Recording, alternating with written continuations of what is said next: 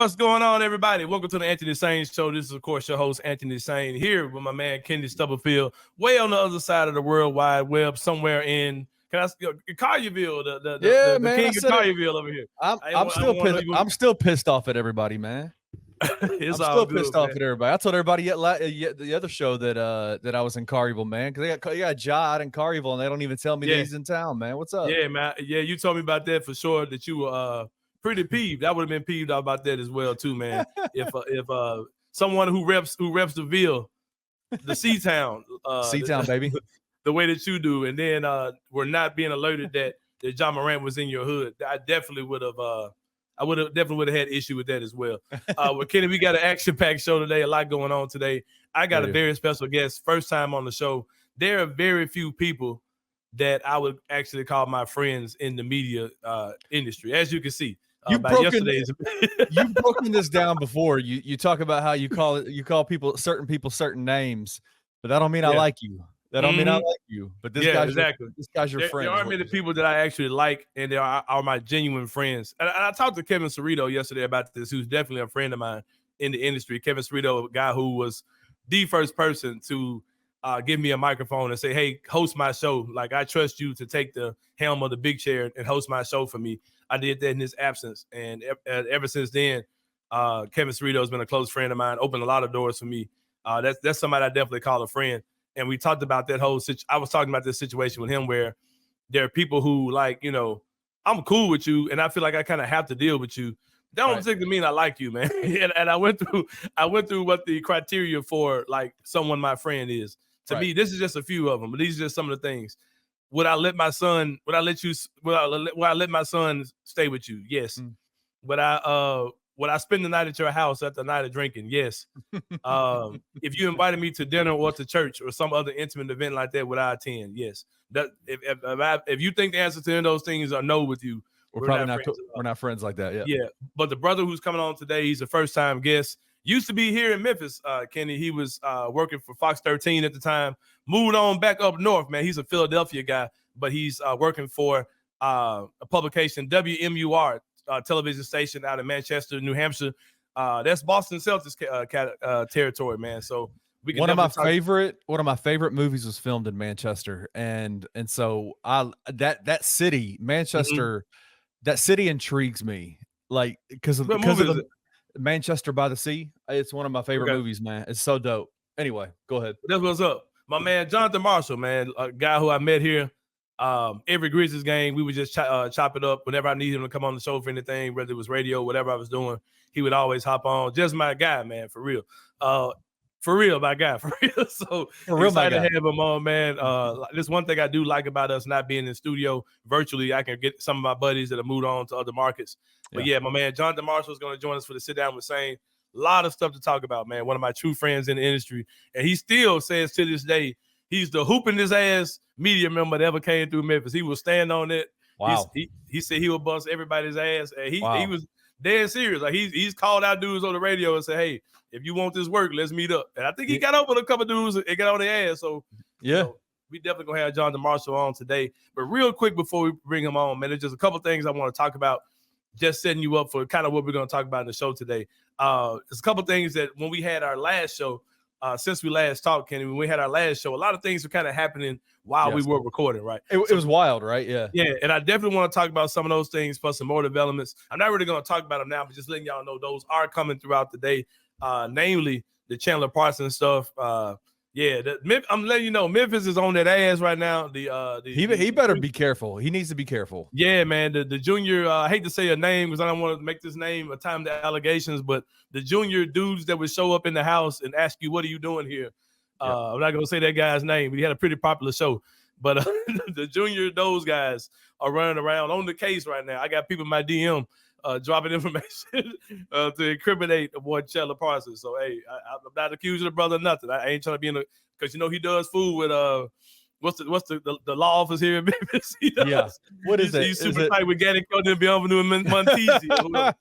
Yeah, that's his people. So yeah. Him and Corey Trotz are best friends. Yeah, Corey B. Trotz. It was somebody. It was one of them he was cool with. So yeah, I'm gonna be careful what I say.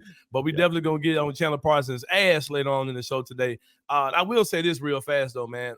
John Morant announced that he's having a basketball camp for kids today. Want to say 1st through 8th grade or something like that. I have one minor criticism. I talked to DeMichael Cole about the situation.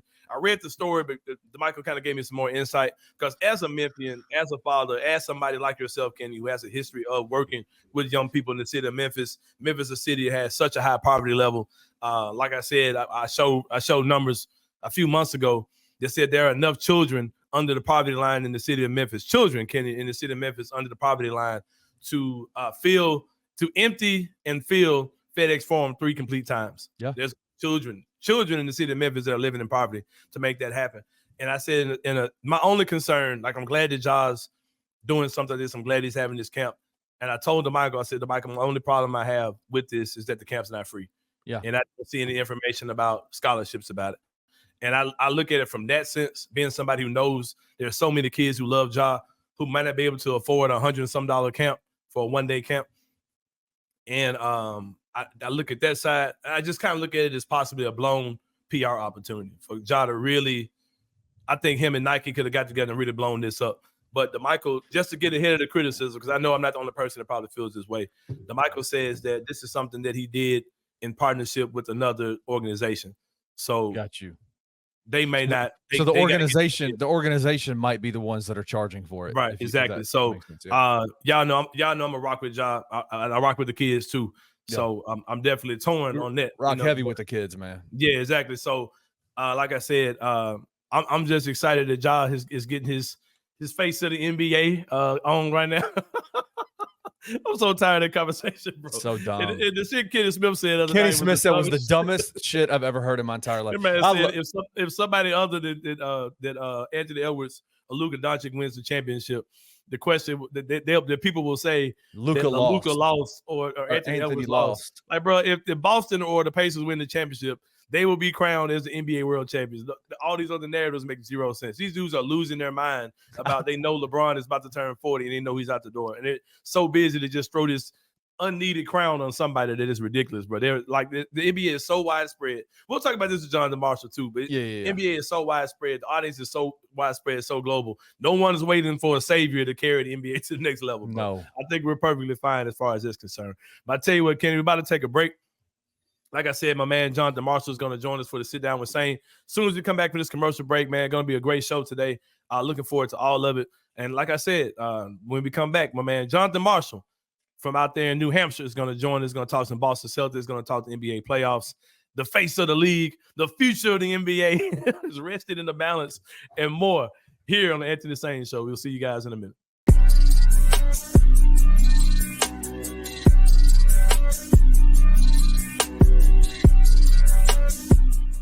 And like, I get it. Like, some people are like, "Oh, great addition." Some people are like, I don't care about this one. Who gives a damn? They should be aiming higher. Like, did we not learn a damn thing from last year? Are there no lessons from last year? They didn't have good team chemistry.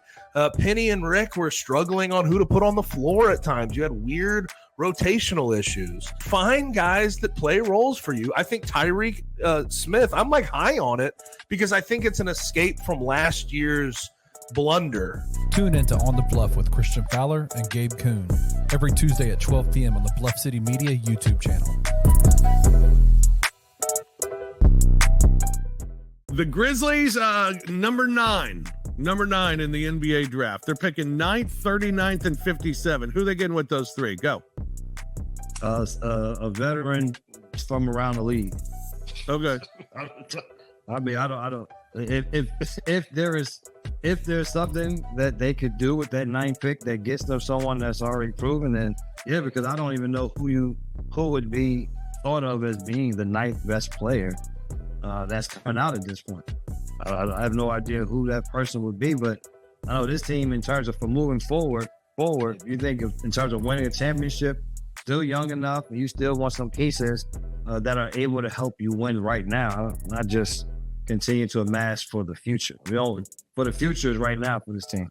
Tune in to the Night Court Podcast with your hosts, Rob Fisher and Brevin Knight, on the Bluff City Media YouTube channel.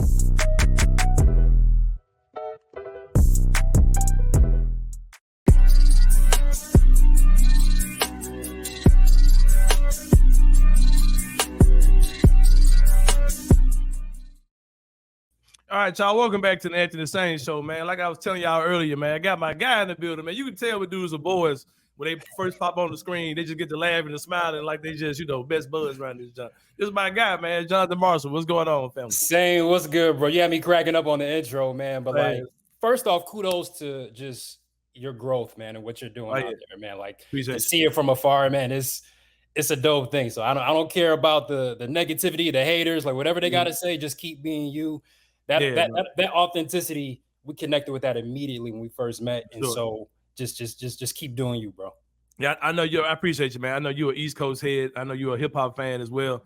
So to quote the great Method Man, who said, "Suck my dick up till you hiccup." That's what I have to say to anybody who has something to say about me out here, man. For sure. Yes, sir, those are words of the wise, from the wise to the wise, that I have for those who have ears to listen. Johnathan Marshall, my man, is in the building. Like I said, you were my guy, man, at Fox 13. It's a few guys who came through here where the first time I met them, we clicked and we've been cool ever since. You, Amari Sankofa's one of those type of people for sure. Brothers in the industry doing this, man. So like I said, when you left, I was sick. I said, "Oh, my boy about to get up out of here, man." And I know you used to talk plenty of noise about how you was the coldest hooper to come through Memphis. Do you have any stories just to start off of dudes who actually call you up on it? Man, listen, look, our guy Kari, who's up here in Boston now. Yeah. He called me. He I think he wanted it, and we exchanged DMs back and forth. We never got to exchange any one-on-ones on the court. But he's up here in Boston with me now, so it's never too late. But I still stand by it. As far as non-former college pro athlete in the media, I put myself up there. Look, it's me. It ain't no big three, bro. It's just me. That's kind of talk I like, man, for sure. Well, let's hop into it, man. You, of course, cover the Boston Celtics up in that area. You've been going to the playoff games, if I'm not mistaken. Yeah. What do you think about we'll stay on Boston for a while. Let's deal with the first criticism of them kind of being victims of their own success, being a team that's so good that it looks like they play lazy basketball and they just kind of turn it up enough to win. Do you think that that's a fair criticism of them? And do you see it as something that could possibly come back and bite them, especially the way they had to win game one against the Indiana Pacers the other night? Right. So with the Celtics, the conversation has been the same the last couple years, right? They're so talented. This is a team that, as far as starting five, with the healthy Porzingis, one of probably the best starting five in the league, right? Arguably, right? And so you see the talent, you see what they're capable of doing when they're at their best. They're shooting the lights out, but there are moments mentally where they have lapses, right? And it's like, what's going on, right? Like we saw it in game one, they jump out to a 12-0 start. In the second half, they had another huge lead. Indiana comes back, but they were still able to pull out the victory. And so with the Celtics, the conversation has never been about the talent. It's always been about mentally, can they engage and lock in, and can they take that next step? And it's crazy, but you said the victims of their early success, which is true because Jason Tatum and Jaylen Brown have now been a part of 5 and 6 of the last Eastern Conference Finals appearances in the last 8 years. Take any fan base would take those years. You understand what I'm saying? So I think people forget this isn't normal. You took a look at the steps that a Jordan had to take. Different champions, they've had to take different steps to reach that mark of a champion. Right.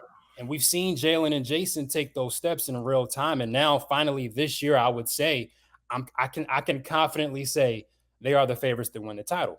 The past years, they've ran into Steph Curry and the Warriors. They've had to play Bron in the playoffs. Like these are legends they've had to face in the playoffs. But the Celtics, to me, any fan base would take the success they've had. 6 conference championship appearances in the last 8 years. Yeah, not normal. And so you got to appreciate what they're doing.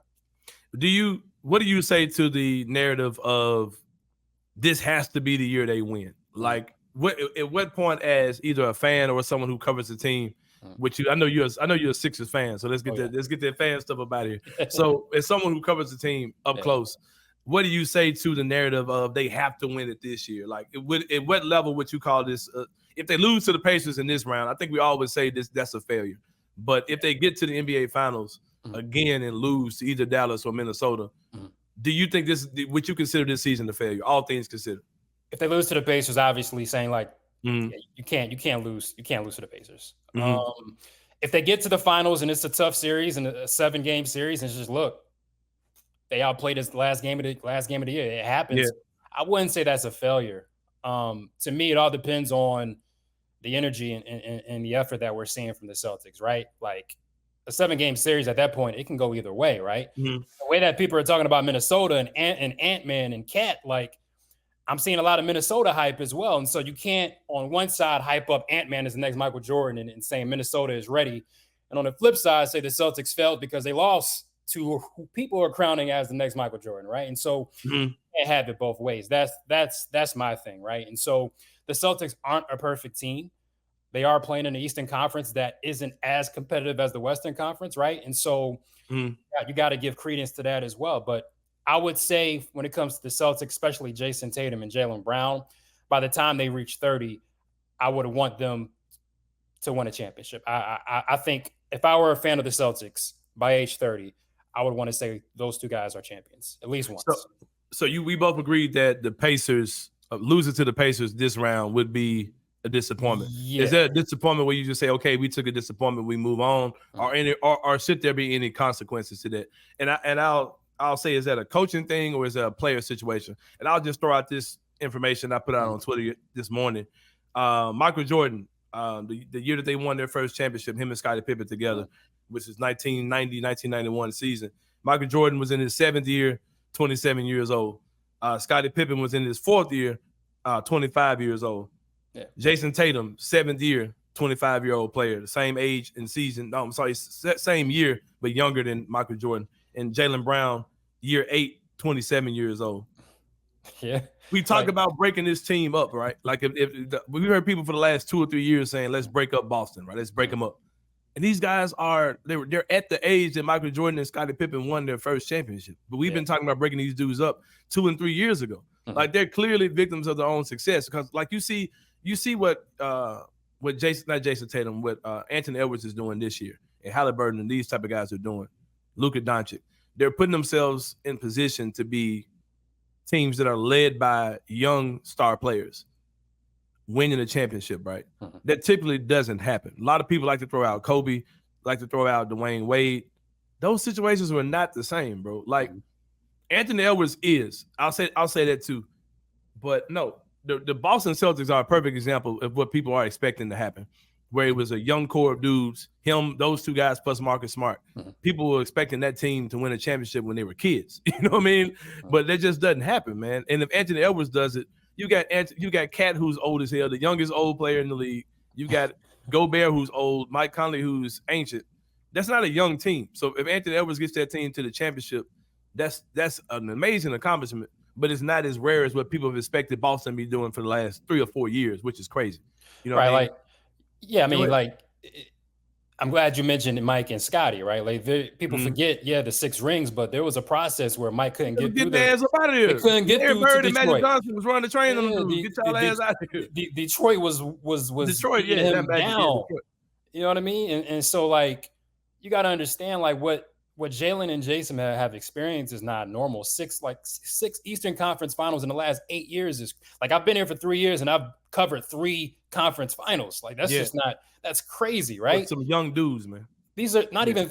That's why I mentioned the 30-point mark, right? Like to me, 30 is that point. Okay, I want to see a championship at this point. And also, they've had 3 head coaches: Brad Stevens, Ime Udoka, and then Joe Mazzulla, who was put in that position out of nowhere because of the situation with Udoka, last year. So that's a situation where maybe he wasn't even fully ready.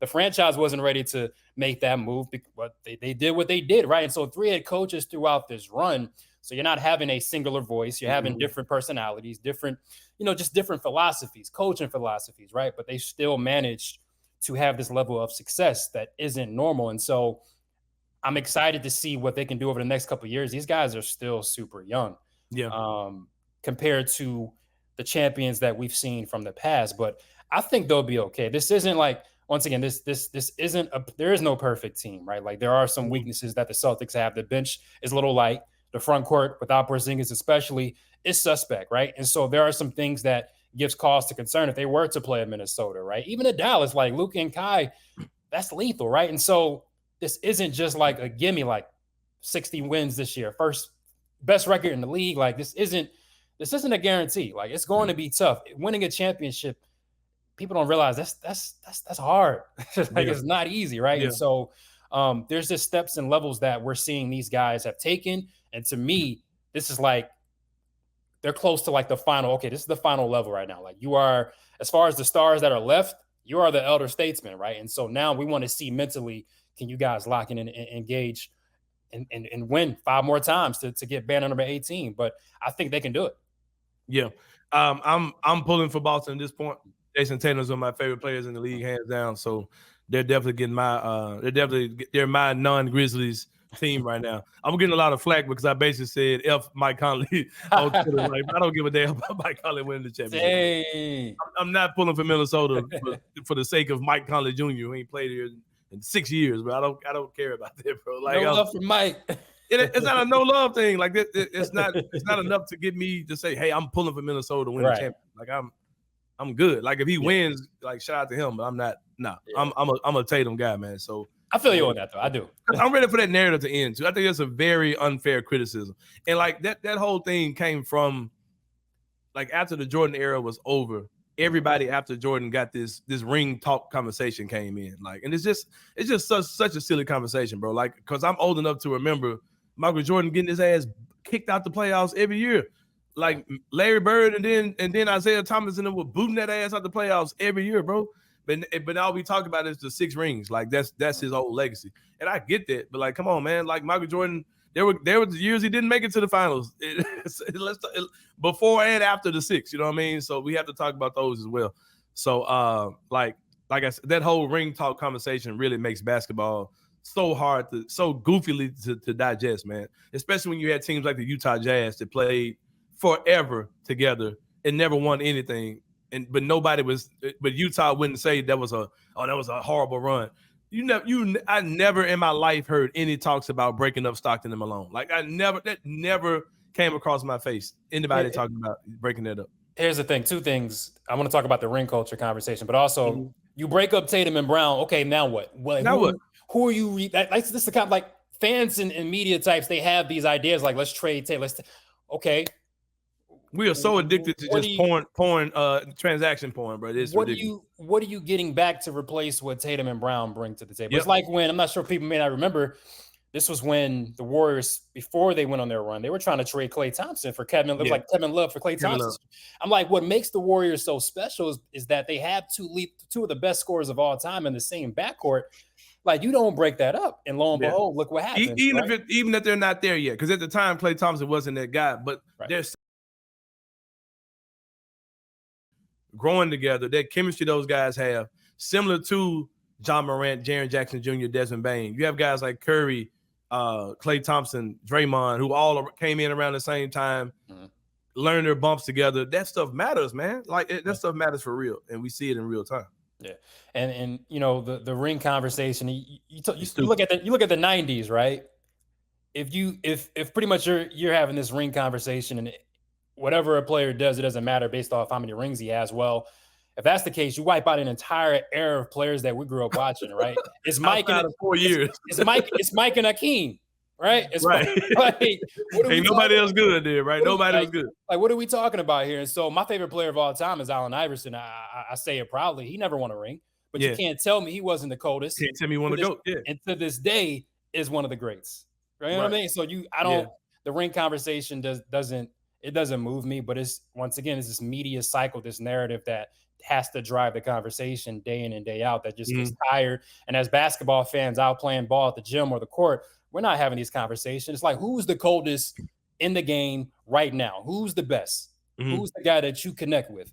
And that's the conversations that we need to have more of instead of the face of the league. It's nonsense.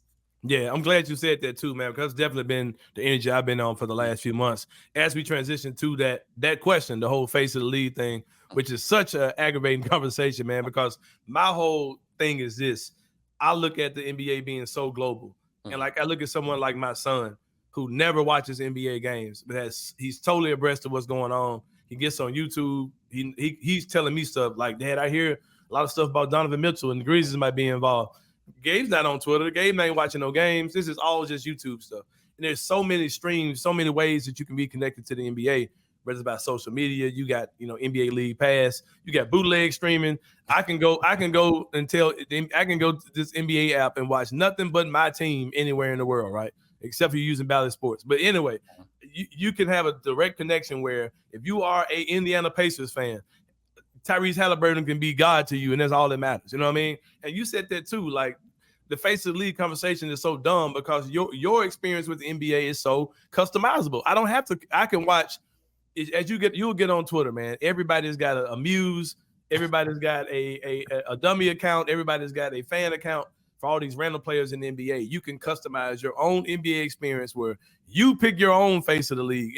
We're not at the mercy of ESPN anymore. We're not at the mercy of TNT, or back in my day, WGN played all the Chicago Bulls games. Yeah. And CBS played all the Atlanta Hawks games, and that's all you had to choose from.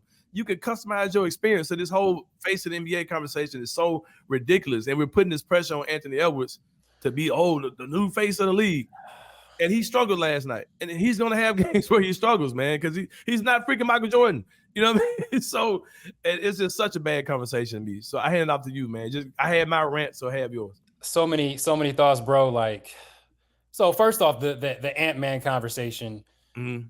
Great player. Love his energy. Like, you can't. How can you not just watching him and how he just the leader that he is at such a young age, the style of play, like.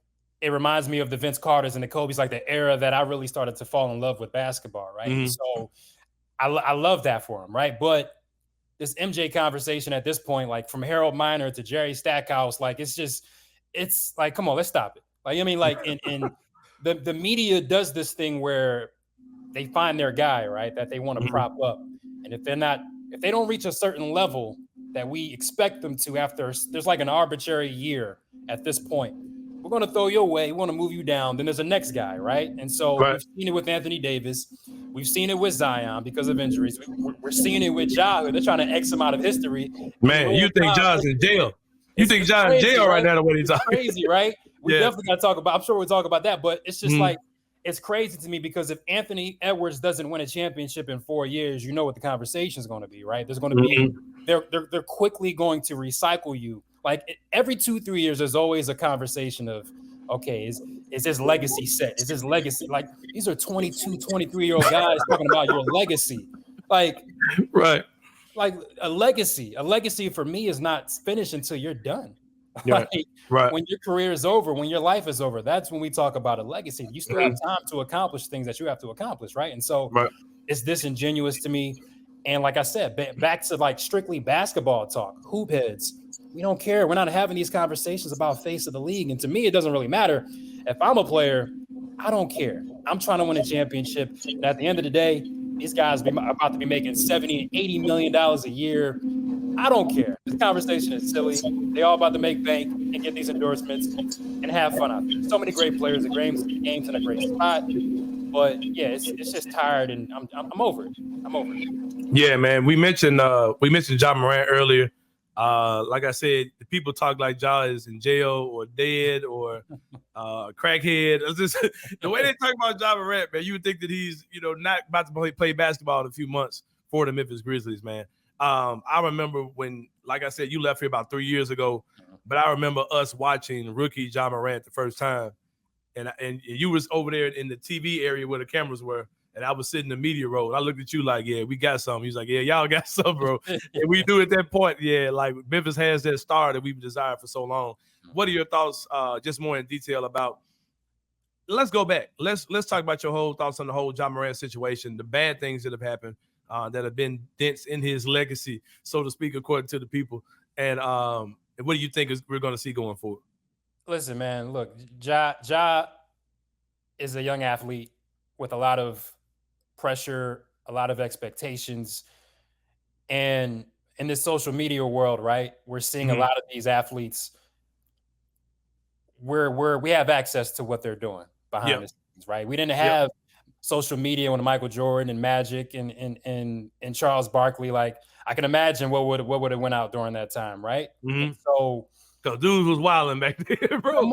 They were wilding for sure, yeah. In the 80s, the NBA, the 70s, like let's keep it a buck now, right? And Dennis Rodman went missing in the middle of the NBA finals. That's what I'm saying, right? Like these are young men. Nobody's perfect, right? Yeah. And so I don't think what Ja has, like, I can name a lot of guys across the league who shouldn't. I mean, look, you could talk about suspensions and what have you, but I haven't heard any domestic violence claims against Ja. Yeah. He hasn't hurt anybody, right? And so Right. the way that they've talked about him and they've X'd him out as if he's the worst model for young athletes coming up, it's crazy, right? And we saw them do it with Kyrie, and sort of the narrative with Kyrie Irving is starting to change now, right? Because he's starting to come of age. Just to see him grow and mature into who he is as a man and as a leader has been amazing to see. And so I'm excited for Ja. This is a time for Ja to lock in. Everybody's talking about Ant-Man, SGA, and Luka and Wemby and all these guys, Tatum. And so this is Ja's chance to lay low, lock in, and come back even bigger and better and lead this franchise, because the city I know is behind him. The franchise is behind him. This is a young, exciting team on the come up. I'm excited for Ja. I think he has the attention of the young kids. He has a great signature shoe with Nike. I hope that keeps going. And so I think one of our first conversations about Ja was like, man, I remember rookie AI, that same feeling as a kid that I got when I watched AI. I see that with Ja and who he is to the city of Memphis, what AI was for the Philly area. It's the same energy with Ja. And I saw AI go through the ups and downs, right? Never judged him. I understood, like, look, he's growing, he's maturing, and I think Ja's going to be great. He's going to do just fine.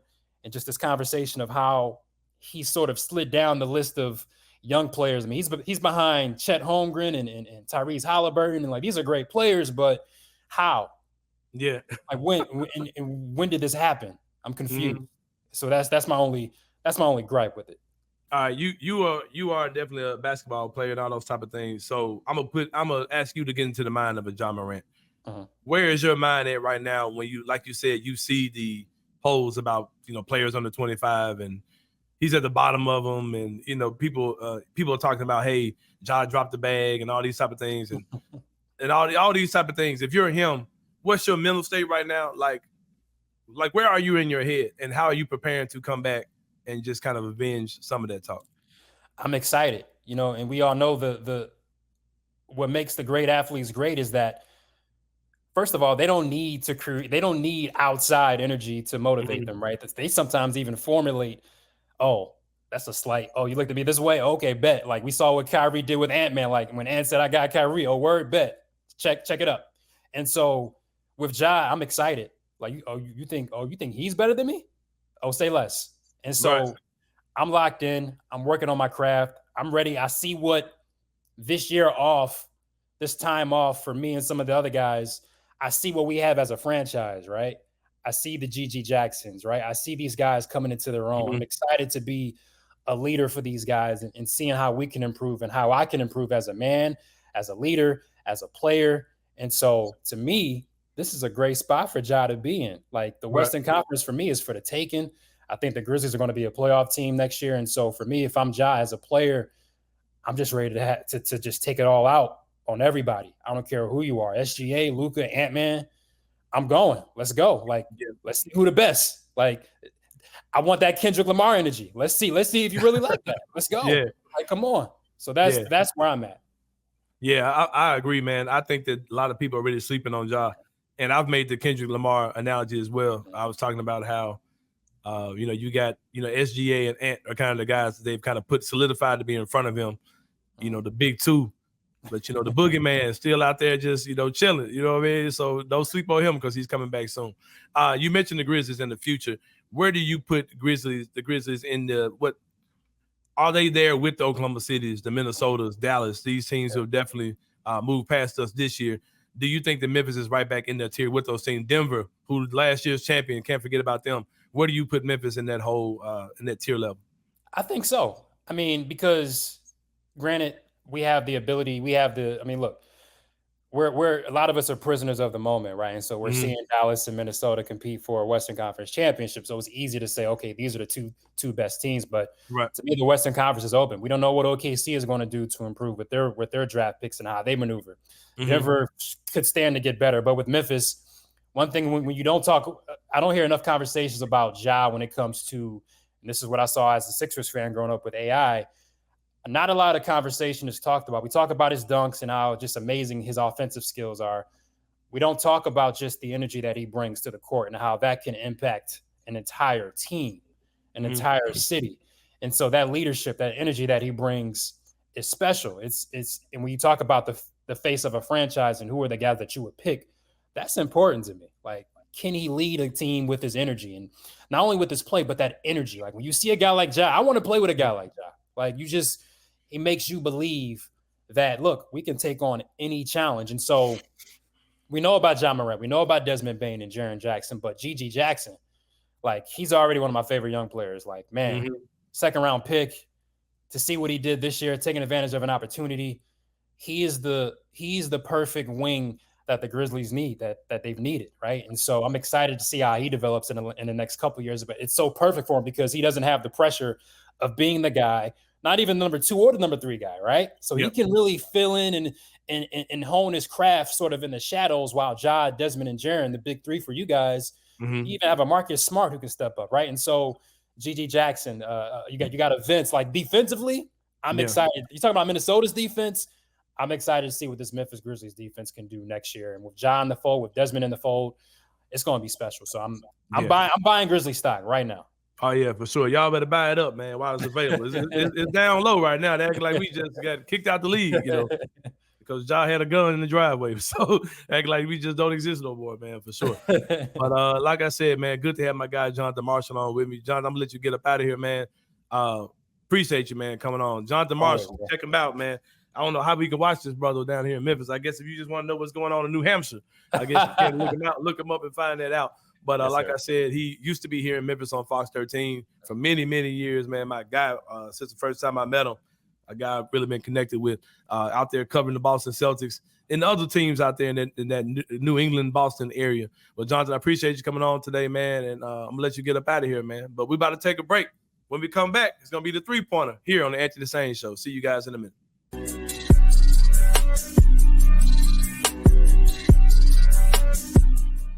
Well, I pretty much thought of him as a second rounder to undrafted guy to begin with, being listed at 6'6" and then getting measured at 6'3.5". That's not going to help you at all. It doesn't change my NBA prospect, view on him too much, because I already had, I don't want to say a low opinion on him, but a skeptical one for sure, because David Jones can score with anybody. But what about the ball handling? What about the defensive IQ? Someone could definitely fall in love with him.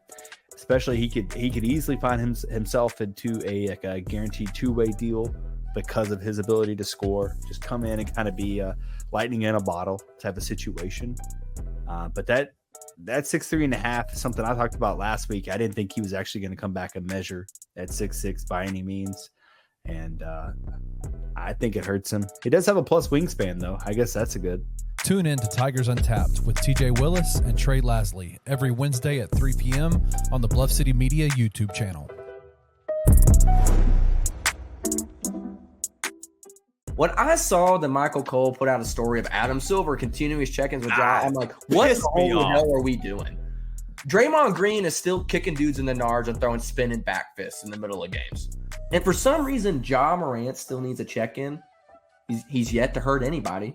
He's taking the right steps. Shut the hell up, dude. Like, what are we doing? It is such posturing. It's unbelievable. It's unbelievable, and it's gross. It was steep, and he was trying to make an example of him, and we didn't think he'd be able to stick to that. Lo and behold, by damn, he hasn't. Miles Bridges in the league. Draymond had an indefinite suspension away from, I don't even think it was actual suspension. Sorry, you knew exactly what button to push because I saw the article come out and I was like, what a cuck. It's unbelievable. Adam Silver, the cuck. Come hang out with Daniel Greer and Nathan Qualls on Grizz Not of City Media YouTube channel.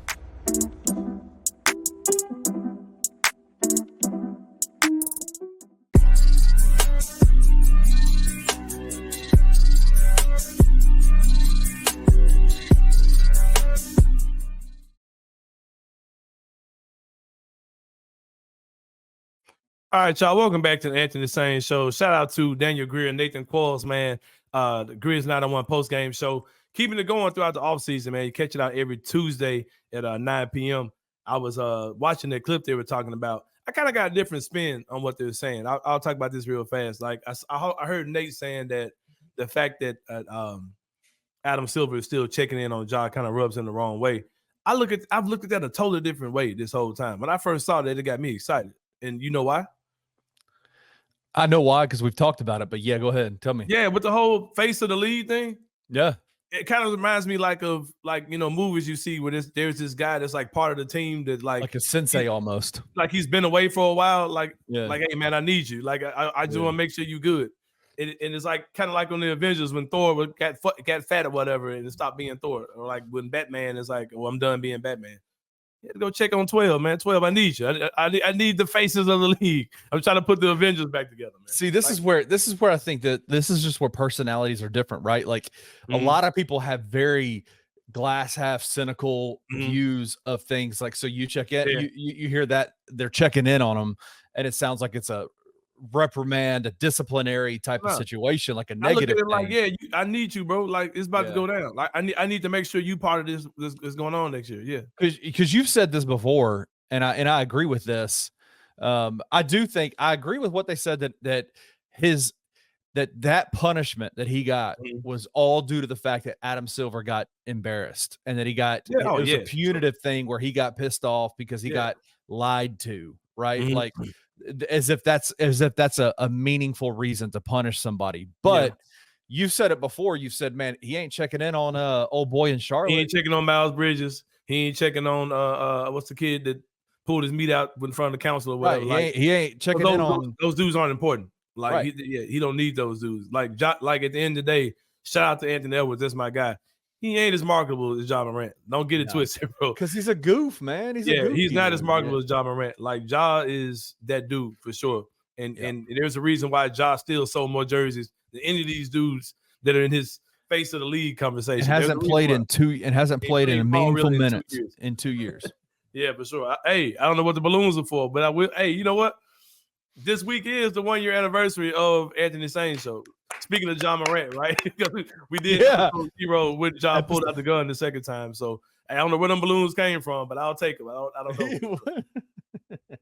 Yeah, man. But it's time for the 3-pointer, man. We'll talk about 3 things that are going on in the world of sports. When the Chandler Parsons stuff happened, you dropped that at the end of last show. I had to get my quick, immediate reaction, but I got time to really think about this shit, right? So let's talk about the whole Chandler Parsons thing. Chandler Parsons was on some dude's podcast. I don't know who this was. And they asked him about Memphis. He said he hated it here, smelled like barbecue all the time and nothing to do, all these type of things. And I'm going to say this. We're all human, right? So certain things will trigger us. I'm not going to say that Chandler Parsons is right. I'm not going to say he's particularly justified, but I understand the level of disdain he has for the city of Memphis because we was on his ass for the entire time he was here, man. There were people saying he was faking injuries, and I was one of the people who was like, man, I kind of defend Chandler Parsons because I have defended him in the past.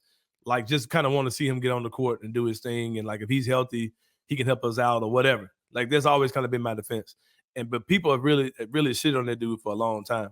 But with that being said, you done messed up those Chandler Parsons because he's always kind of said some slick shit.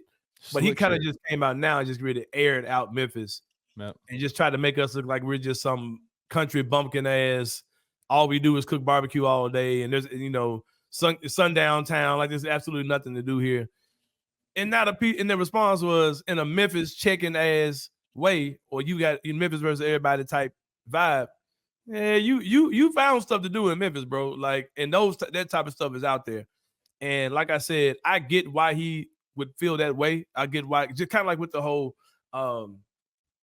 what's the kid who plays for the Lakers? Who said the stuff about Memphis? Crap, man. Oh, Rui Hachimura. Rui Hachimura, right? Like I said, I get it. I see why he feels that way. I get why Chandler Parsons has a negative disdain towards Memphis, even though he made more money in Memphis anywhere in his career. I get that whole thing, but the way he's going about doing it was trash. And let me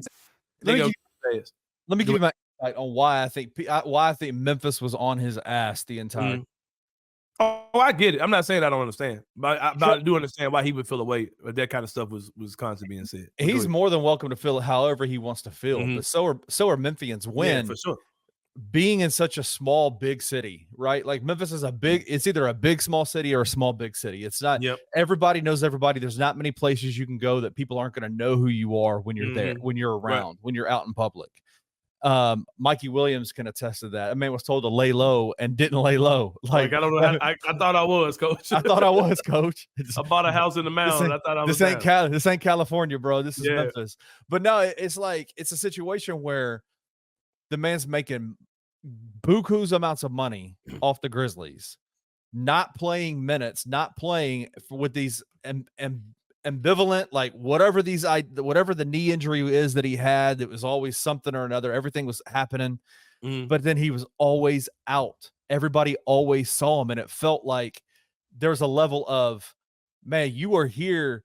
I mean, do you remember? I think there was a team. Was it Bella Thorne or Bella Hadid or whatever that was on the Grizzlies sidelines with him? Like it was stuff like that. That it was just like, this mug is like, we see him out at all these different places. He is moving and he is shaking. He is, all we know him for are chicks. All we know him for the girls that he's talking to. And yet he's not playing ball. Like, we don't give a crap about your lifestyle. We don't care what you're doing. Just play ball.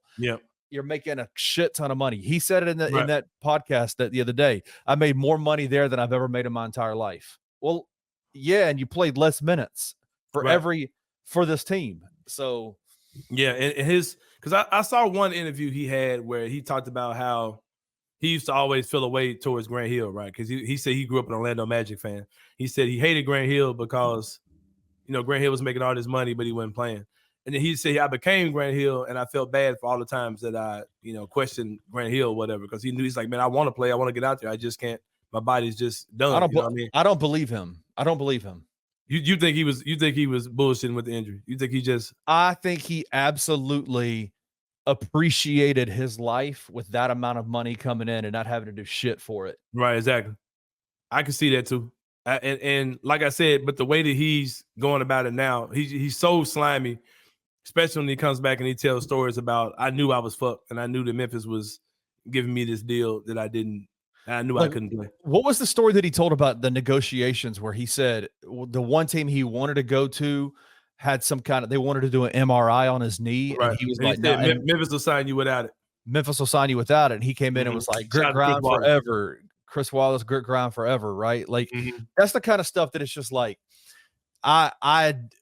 you knew full well where you were injury wise. You knew full well where you were. And I think that yes, it is frustrating to have your body break down on you. I think he gave up and still signed that contract and took all that money. And so I ain't mad at that though, because that's Chris Wallace's fault. That's no Chris Wallace. Yeah, if y'all gonna throw that kind of money at me and I know I ain't right, shit, I wish I would turn that mess down. But but the way I know Memphis and the way I love Memphis, I'm predicting something to come out on Taylor Jenkins. I mean, absolutely. Yeah, they about to get on your ass, and I'm not gonna get into details, but if you look on Twitter, you can see the things that people are talking about. I'm not gonna repeat those things now until they get out there. But yeah, Muggs is on Chandler Parsons' ass right now. It's one of those things. I said it the other day. I said it to you. I said, man, he better be careful because let sleeping dogs lie. Because you keep saying this shit, it's going down. It's going down. You can't try that shit in a small town, bro. We're a small town. We move different out here, man, for sure. So just be careful with the shit you're saying about the M, because the M will get back on your ass. Because hey, everybody knows everybody. Everybody knows your dirty laundry that you had here in the city of Memphis, man. And you're not like us, Chandler Parsons. So I'm gonna leave it at that. You're not like us, Adil. But number 2, Josh Giddey.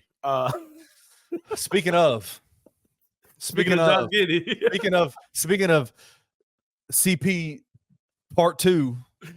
Josh Giddey investigation. Campus police. That's campus police. Campus police. Right, exactly. Campus police. Josh Giddey investigation has came to a conclusion. And how good for Josh Giddey that the investigation concluded after the season is over. Man. Hey, why would we want to? We finally got it done, Anthony. It finally got done after the season is over, right? Man. You're ready for justice. Timing. It's just the timing of it. Cheers for justice, man. You ever seen that segment on Dave Chappelle's show where it was like, what if justice system treated black people like white people? Let's see what they would look like. And Troy was like, they came to investigate Troy like to arrest him, right? And it was like, oh, I hope you all handle this the right way. I hate for you to embarrass me in front of my family, my community. You remember that? No, I didn't see it. Like they broke it, they busted to his house. It was like, no. They called him. It was like, hey, Tron, this is the FBI. It's like you're under investigation for drug trafficking. He was like, we're gonna have to set up a day to come pick you up. He said, oh, sure. He said, of course. He said, let's make sure we held this the right way. I'll come in. Can I make sure I get cuffed in the front, please? Yeah, it's Tuesday at 3:00. Okay. Like it was that kind of, it was like that whole kind of exchange, right? That's but hilarious. in reality, it would have been nothing like that. It ain't like that. I'm just looking at this Josh Giddey situation where it's like, okay, yeah, it's so convenient that the NBA's internal investigation ends after the Thunder are done in the playoffs, But it's really sad, man. It's really such a joke. It's such a clown show, and bro. clearly what happened in this, like I said, and somebody was like, oh, these your girls lie all the time. Like the girl didn't make up anything. Like this is just public stuff that was on this girl's social media that people started putting out. Like, what is this? Like this is a high school girl, clearly like not even a senior, like putting this stuff out. 14 or 15. Yeah, it's right? just putting this stuff out with I almost said the wrong name, with Josh Giddey in it, and we're putting this stuff out with Josh Giddey in it, and an investigation is relative to who's talking. And when they speak to the girl's family, all it would take for the girl is the girl to say nothing. They'll say no, because they don't have a sex tape out. So unless the girl comes forward with information to incriminate him, the investigation's over. Right? You ain't fooling me, man. Josh Giddey was messing with this underage girl. Like, if y'all want to get into the semantics of whether he was old or how old was he, and was he truly underage, whatever, man. Like, y'all can do all that you want to, but like I said, it's a joke at this point. It's really a joke. And the people that were in your comments when all that first started, I was like, sickos. Sada, hold on. Let me look at you. Hold on. Yeah, let me go look at their stuff. Yeah. Let me go make sure. Let me go find out about you a little bit. At this church. Yeah. What you represent? Yeah. What you sickos, man. What church are you at? Yeah. Like how old was your wife when you first shared the gospel with her? When you first felt the calling from God to and the Lord showed you she was your wife when she was 13. And you were 21-year-old youth pastors. All these sickos marrying girls used to be anyway. All right, bro. But yeah, we're gonna move on from there for sure, man. I mean, clearly, Josh had to have paid her, don't you think? I mean, like to get her to shut up. That, or she was like, she's a kid, man. Like, if I'm not gonna say an NBA player's name, or a former NBA player who played for the Grizzlies. I'm not gonna say a name, but let's say you're an NBA player, right? And you're this handsome guy, and you can, if you want to mess with underage girls, you want to mess with any age girl, like women are at your disposal, man. And especially if you start dealing with people who are children, who are very young, 16, 17, 18 years old. It's not hard to overwhelm these girls and have them thinking you just, and he's, what I mean? It doesn't take much to be a huge impression on these girls and have a low level of loyalty with these girls who they'll always look out for you. It's not hard to get these girls not to mess you up, man. Like, that's not much at all. And people are saying, well, he's already been found innocent and all these type of things. Like, man, no, that's not how this works at all. There's a difference between being innocent and being an investigation not going the right way. Yeah. There's one more investigation involving the NBA that I want to talk about for number 3, involving JJ Redick, Kenny Stubblefield. I want to investigate whether this is actually the real thing. We've seen so much talk about the Lakers coaching list. Not anything about interest, like who's actually interested in that job, but just who the Lakers want to give this job to. Right. But then I think I read something that said that JJ Redick may actually be interested in the Lakers job, right? And I'm like, all right. I'm like, JJ, Jonathan Jacob, whatever your name, whatever your real name is. James Joseph. James Joseph Redick. Let me find out. Well, why we never ask the question, what does JJ Redick stand for? That's a good point. I'm sure it's something junior. I guarantee Jonathan Clay Jr. Okay. Yeah. I'm not sure what's up with that at all. Jonathan Clay Redick. I don't know.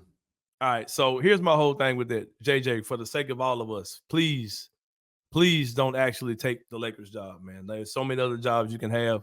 Don't make your first job a fatal mistake like this that can set you back for a very, very, very long time. There's so many gigs in front of you. Go to the Lakers job, it's gonna kill your career. Do like Steve Kerr, wait for a team that's on the come up. And steal the job from Mark Jackson. Yeah, and ride it out. Do not take this job. I beg of you. I beg of you, JJ Redick, don't do it. And I haven't heard JJ Redick say anything about this. I don't know if he even can or will. but I just hope it's not a real thing because I think he's a pretty smart dude. But taking this Lakers gig would be dumb. But yeah, man, we're about to take a break. Let me ask you this. I want to stay on this for a second. Yeah. So JJ is doing this Minding the Game podcast with LeBron, and I'm hearing we've said it before. You said it last show. LeBron was in Cleveland. Why was he in Cleveland? Everything he does is a purpose. Do you think that there's a reason why LeBron all of a sudden decided to do a podcast with JJ Redick? Yeah, I'm sure everything he's doing is to court JJ, but I just think it'd be a stupid move for him to take that job. An insanely stupid move. Did you hear what Bill Simmons said the other day? No. Yesterday? He said, or 2 days ago, he said basically, he goes, it didn't matter who the Lakers go get to coach. He goes, and I use the word, he said, they are absolutely fucked in every way. Yeah, it's stupid. I don't understand why anybody would take that gig. Literally, look at the 4 teams they have in their conference, in their division. They got Dallas. They got not Dallas. It's who is it? Is it Minnesota? It's San Antonio, Dallas, and all these other things. Like he said, it doesn't matter who you get to coach. They're done. They're screwed. It's over for them. And so it's interesting, man. It does seem like a bad situation for JJ if he doesn't if he has to take it. But yeah, I don't think he's that dumb. I hope he's not, at least. But yeah, man, we're gonna take a break. When we come back, we're gonna wrap this thing up. We're Inside the Sain Brain, brought to you by the good people at Create A Cig. We'll see you guys in a minute.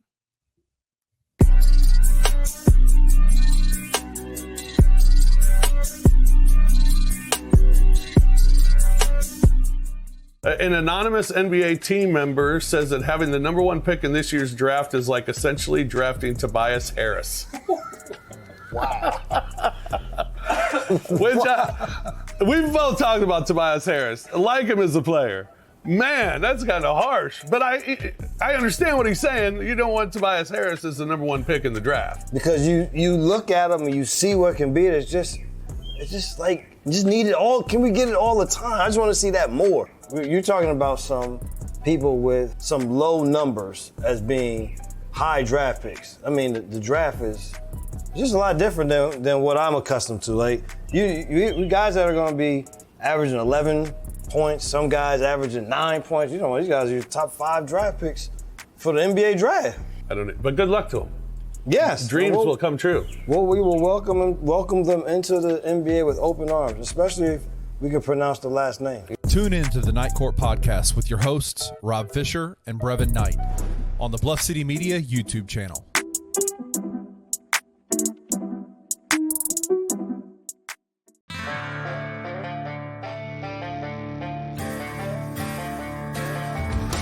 At Create A Cig, our top priority is to provide the best customer service experiences possible while offering the largest variety of vape supplies, legal THC products, and smoking accessories. Our trained sales associates are here to assist any and all customers to help them find the best products available. With our daily deals, weekend deals, loyalty rewards program, and our punch card program, there are tons of rewards to earn to help our customers save plenty of money along the way. Check out one of Create A Cig's 4 locations across the greater Memphis area and come visit us.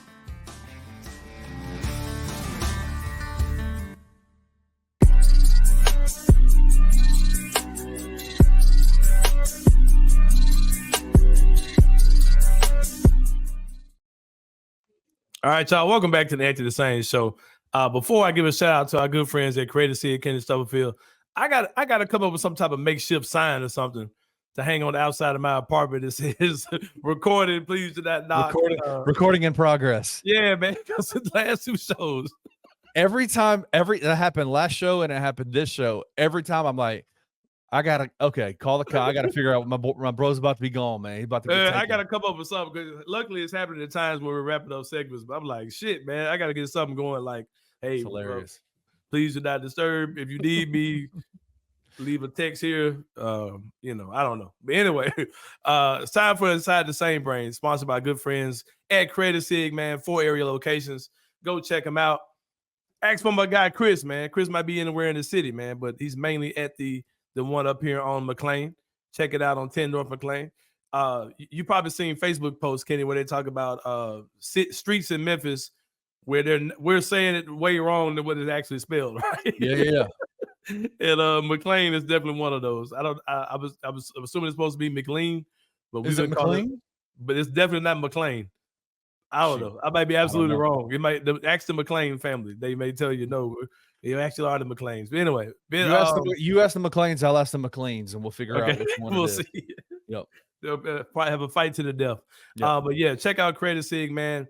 Ask for the Sain Asylum pack. There are 2 types of Sain Asylum packs when you go there. There's one for our nicotine users out there. You can get any Wave Bar 10K, any Ursa Nano kit, any 60 milliliter Theory, or 30 milliliter Salt and Nick juice. Picked it up for all my nicotine users. Or you can get the Delta 8 pack. That's the Anthony Sain special, man. Both of them are. But the one that you can get this custom made by me, man, on a good weekend is the one that has, you can get any pre-roll, any pack of gummies, the one that you see in the picture, those pastel cartels. Me and Kenny Stubblefield can both vouch for those. And you get a disposable vape in that package as well. Check that out at any Create A Cig location. Ask for the Sain Asylum pack by name. It's good stuff. I did not know that they sell flour there. They do. I'm about to look into that as well because I called Chris one day. I said, Chris, I'm used to the man, what are they called? The cones. Ain't thinking the raw cones, right? I said, I want something else, man. Like, help me out with my rolling game. He put me on to some raps over there, and I'm a roller, man. So I'm ready. I'm ready out here. I'm ready for whatever. Thanks to my boy Chris out there at Create A Cig. Well, Kenny, I got something. This is a true inside the same brain rabbit hole on YouTube, mind all over the place type conversation, right? Hey, before we get to that, can we have an update on the last Inside the Same Brain? All right, go ahead. Have you heard about Graceland? Graceland, yeah, Graceland's back, man. Graceland's back, baby. It ain't going nowhere. He's back in the game. Hey, I'm going to Graceland now, bro. I gotta go to Graceland. Shout out to Paul Simon, bro. I'm going to Graceland, bro. I gotta go to Graceland now, bro. For real, That's like. Hey, I imagine, bro, like Graceland being snatched from us and us never getting the chance to go. Somebody in our YouTube comments was like, "You need to treasure the the monuments that you have in your city," and I'm like, hey. "I'm my bad, bro." But you know what? If someone asks me what's the dopest thing that stands out about Memphis, like monuments or places you need to go, I would say National Civil Rights Museum, right? Hell yeah! But I ain't been there as an adult at all. I need to go there just to go again. Like I've been as a kid, but as an adult, no. It's so good. Freaking awesome. And I've been in there for events, but I haven't actually taken the tour. Oh my God, it's so it's so wild. It's so wild. It's so crazy. Yeah, I need to do better. Like whoever said that ain't lying. I need to go to Grayson, bro, for real. Yeah, I need to go to Grayson. Check it out. But anyway, I went down a rabbit hole for a show we did a couple episodes ago. We talked about Kel Mitchell, right? Kel Mitchell was the other half of Kenan and Kel. Like we talked about how he still looks the same. But if you think Kel Mitchell looks the same, Kenan Thompson looks exactly the same way he looked as a kid, teenager, all those type of things. And I was looking at the Kel Mitchell interview on Club Shay Shay. Right. And YouTube's algorithm started making me watch Kenan Thompson stuff. So I started watching Kenan Thompson stuff, and it brought up an interesting conversation that I want to have with you today about Kenan Thompson, right? Yeah. And he's a very interesting actor, comedian, or whatever you want to call him, because unlike many of his peers, most child actors or child comedians like what he was, they don't last long. No. And once they get to be adults, that whole thing is over. Like it phases out. They phase out. Either they're just not good enough, they can't transition, they get messing with drugs, or something happens, or you just don't see many people who start off as a child star who transition to continue being a star all through their adult life. And if you get into music, you're talking about like Michael Jackson and right. Other people, right?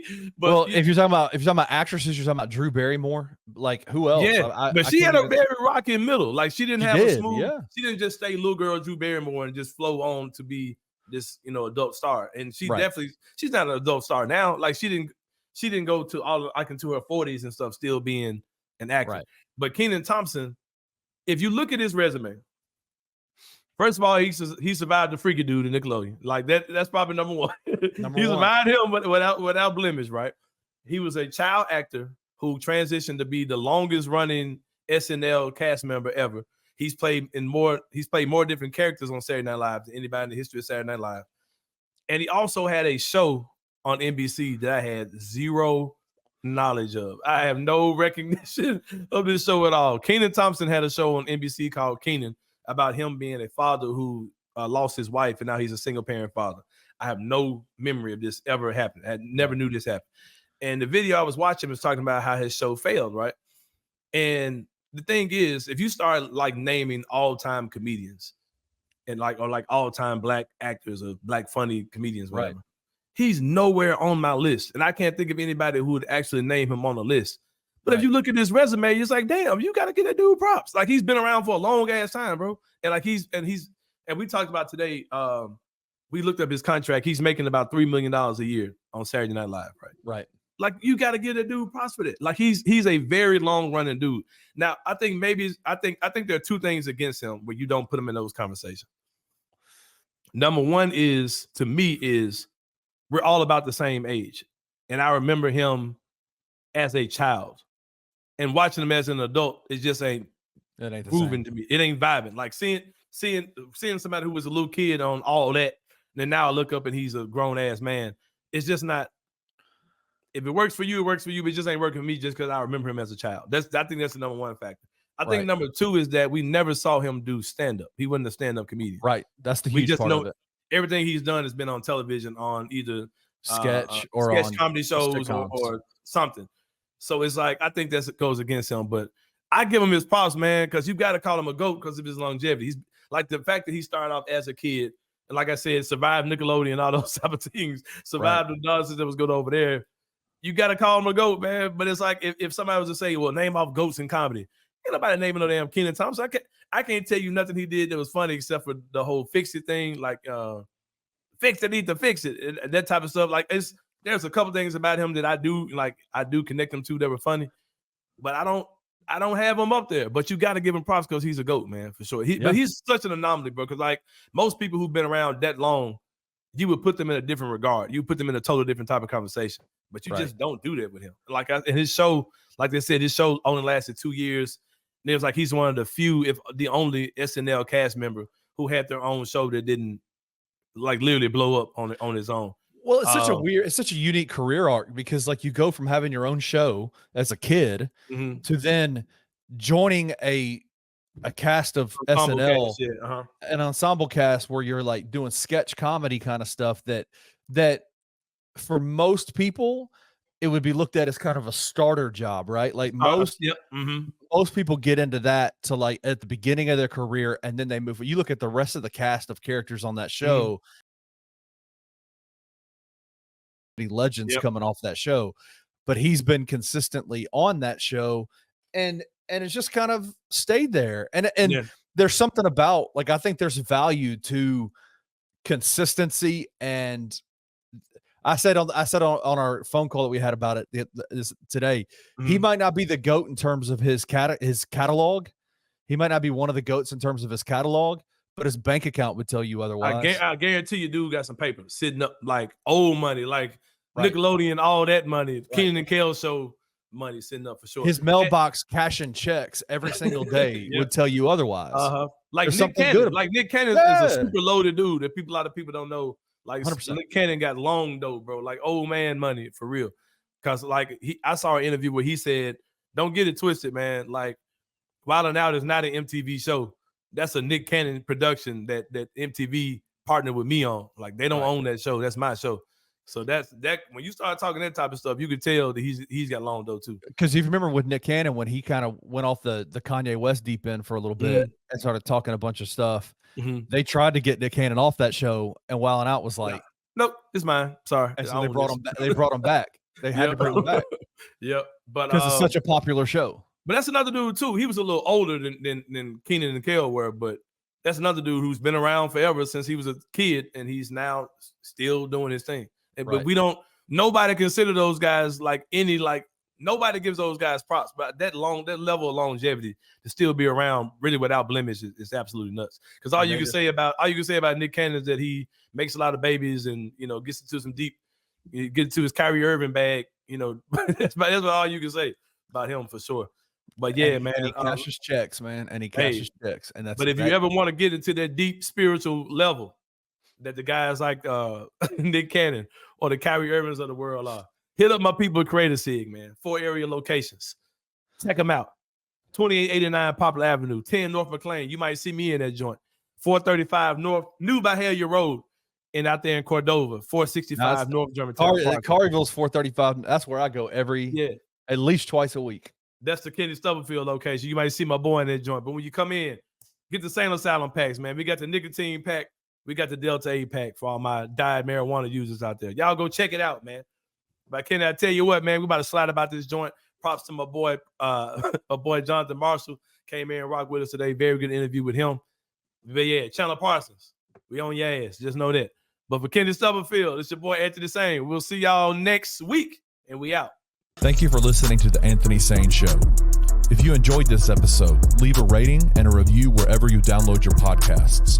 Also, like and subscribe to Bluff City Media's YouTube page. For comprehensive coverage of Memphis sports, head over to www.bluffcitymedia.co and find out how you can become an insider. We will see you back here next week.